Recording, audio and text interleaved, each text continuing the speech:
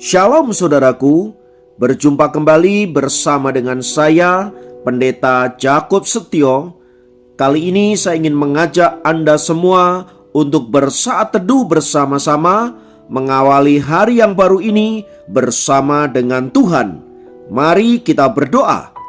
Tuhan, kami rindu mengawali hari ini bersamamu, dan biarlah firman-Mu akan menguatkan kami, meneguhkan kami, sehingga jalan-jalan kami sepanjang hari ini dituntun dan dipimpin oleh Tuhan sendiri.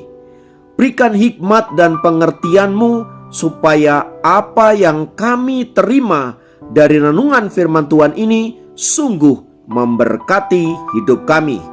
Kami siap diberkati, terpujilah nama-Mu, dalam nama Yesus kami berdoa. Haleluya. Amin. Firman Tuhan kali ini terambil dari Yohanes 4 ayat 10. Yohanes 4 ayat 10 berkata, jawab Yesus kepadanya, jikalau engkau tahu tentang karunia Allah, dan siapakah dia yang berkata kepadamu, berilah aku minum, niscaya engkau telah meminta kepadanya, dan ia telah memberikan kepadamu air hidup. Saudaraku, dalam memberitakan Injil Kerajaan Allah, Tuhan Yesus seringkali memakai perumpamaan-perumpamaan untuk menjelaskan maksud dari berita yang ingin ia sampaikan. Perumpamaan-perumpamaan itu biasanya diambil oleh Tuhan Yesus dari kehidupan sehari-hari supaya orang yang mendengar beritanya mengerti apa yang dimaksudkan oleh Tuhan Yesus. Dalam bacaan di atas, Tuhan Yesus menyampaikan pesan kepada seorang perempuan Samaria berkaitan dengan kerajaan surga. Ia mengandaikan bahwa kerajaan surga itu seperti air kehidupan. Sepertinya Tuhan Yesus ingin menyampaikan kepada perempuan itu bahwa dirinya adalah air kehidupan yang dimaksudkan, dan barang siapa minum air kehidupan itu, maka ia tidak haus untuk selama-lamanya. Pertanyaannya adalah, mengapa Tuhan Yesus menggunakan air sebagai perumpamaan tentang kerajaan surga? Saudaraku, air adalah elemen kehidupan yang sangat penting. Keberadaannya sungguh sangat vital dalam kehidupan makhluk hidup di dunia ini. Tanpa air, hampir tidak ada satupun makhluk hidup yang dapat menjalani kehidupan. Dengan kata lain, tanpa air, siapapun makhluk hidup pasti akan mengalami kematian. Manusia contohnya, ia bisa tidak makan seminggu lamanya, tetapi ia tidak mungkin bisa bertahan untuk tidak minum seminggu lamanya. Artinya, air dapat dikatakan sebagai sumber kehidupan. Tanpa air, tidak ada kehidupan. Namun jika kita telaah, air tidak hanya sebagai pemuas rasa haus dan memenuhi kebutuhan cairan di dalam tubuh manusia, tetapi air juga memiliki fungsi-fungsi yang lain yang sangat variatif. Air bisa kita pakai untuk mencuci, air bisa kita pakai untuk membersihkan kotoran, air juga bisa kita pakai untuk menghilangkan bau-bauan, menyiram tanaman, mencuci kendaraan bermotor, menghilangkan debu dan lain sebagainya. Dalam dunia pertanian, bahkan air memegang peran yang sangat penting, sebab semua tanaman membutuhkan air.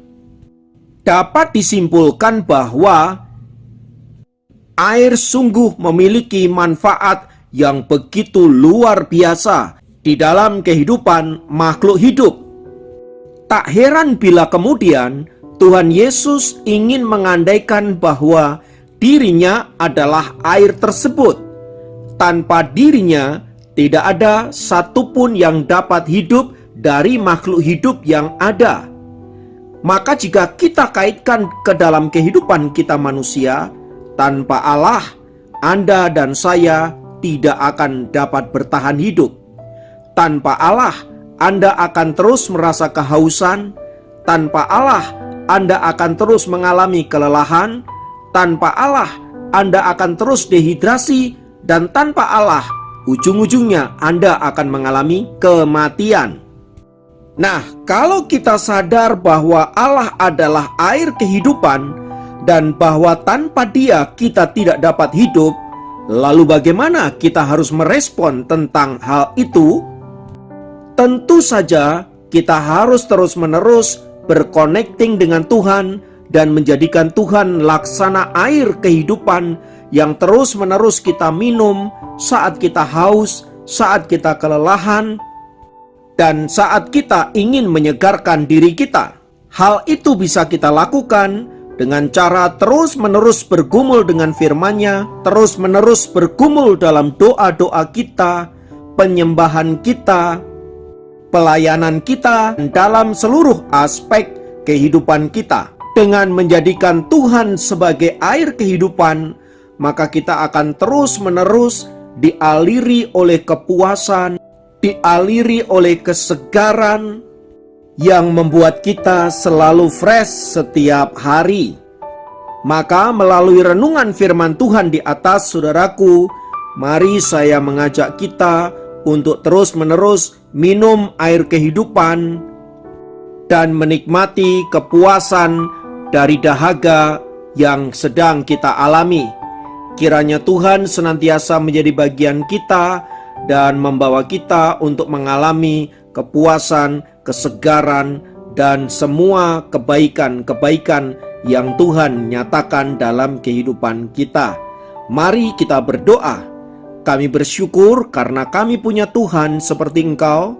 Engkaulah air kehidupan yang memuaskan dahaga kami, yang memuaskan kerinduan kami, yang menyebabkan kami selalu dipenuhi dengan damai sejahtera, sukacita, kekuatan, dan kesegaran di dalam Tuhan.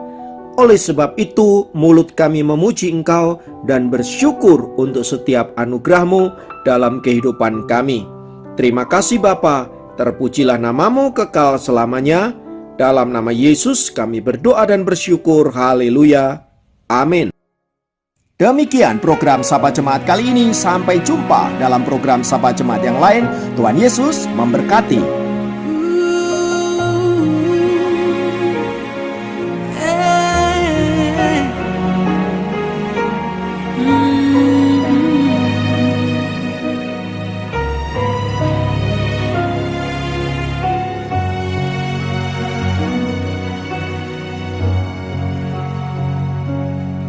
Seperti mentari yang bersinar, seperti itu kasih Bapa, seperti gelombang samudra, takkan pernah berhenti Kau mengasihiku. Seperti tingginya langit biru, demikian tinggi kasih Bapa. Sedalam lembah bayang mampu, demikian dalam Kau tebus hidupku.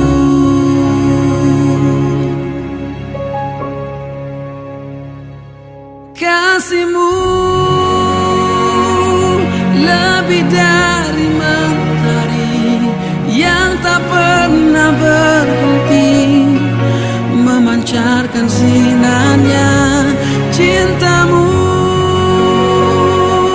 lebih dari samudra, tenggelamku di dalam kesetiaan-Mu Tuhan. Terima kasih atas cinta-Mu.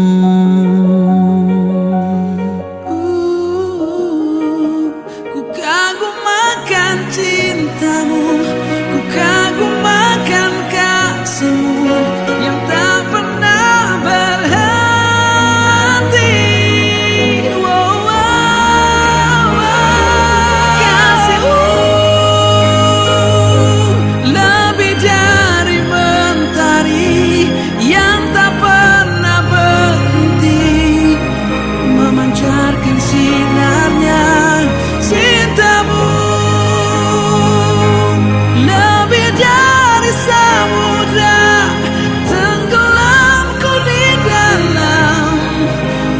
kesetiaan-Mu Tuhan.